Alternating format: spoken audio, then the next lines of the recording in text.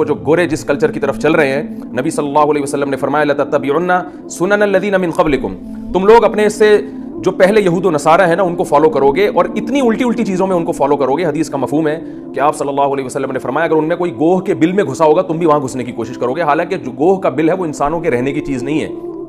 لیکن اگر کوئی گورا اس میں گھسا ہوگا نا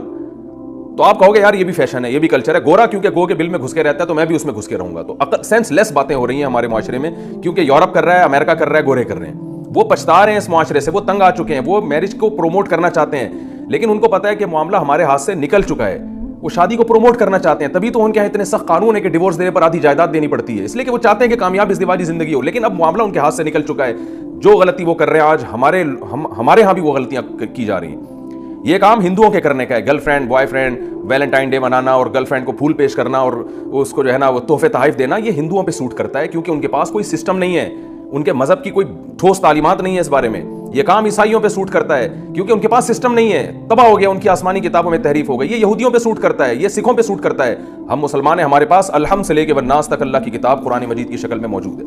اور قرآن دو ٹوک لفظوں میں کہہ رہا ہے کہ تمہارے پاس عورت تک پہنچنے کا صرف ایک راستہ ہے، وہ ہے نکاح، شادی کر کے تم جا سکتے ہو اس کے پاس، اس کے علاوہ فَمَنِ ابْتَغَىٰ وَرَاءَ ذَٰلِكَ فَأُولَٰئِكَ هُمُ الْعَادُونَ، جو بھی اس کے علاوہ راستہ اختیار کریں گے یہ خدا کی حدود کو توڑنے والے ہیں، اور دنیا میں سزا بھی ملے گی بے سکونی کی، فیملی سسٹم تباہ ہوگا۔ اصل سزا ان لوگوں کے لیے آخرت میں ہے جو جہنم کی آگ کی صورت میں اللہ نے رکھی ہے۔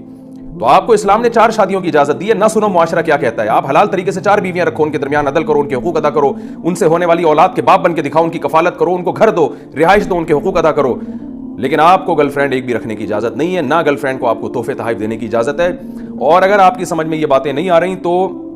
یاد رکھیں خواتین کا بیڑا غرق ہونے والا ہے، اور یہ خواتین اس خوش فہمی میں مبتلا ہیں کہ ہمیں آزادی مل رہی ہے، ہم جس سے چاہیں دوستی لگائیں، آپ کو آزادی نہیں مل رہی۔ آپ تک پہنچنا مرد نے بہت آسان کر دیا ہے، اللہ نے مشکل بنایا تھا کہ مہر ہے، نکاح ہے، گھر دو، رہائش دو، اور اس کی تمام ذمہ داریاں اٹھاؤ اور پراپر طریقے سے اس کو بیوی بنا کے گھر میں رکھو، پھر بھائیوں کی بہن بنتی ہے، ساری عزتیں عورت کو سے چھین کر ویلنٹائن ڈے جیسی بےہودگی کے نام پر، محبت کے جھوٹے نعروں کے نام پر مرد کی ایک جو ہے نا صرف ہوس پوری کرنے کا اس کو ذریعہ بنایا جا رہا ہے۔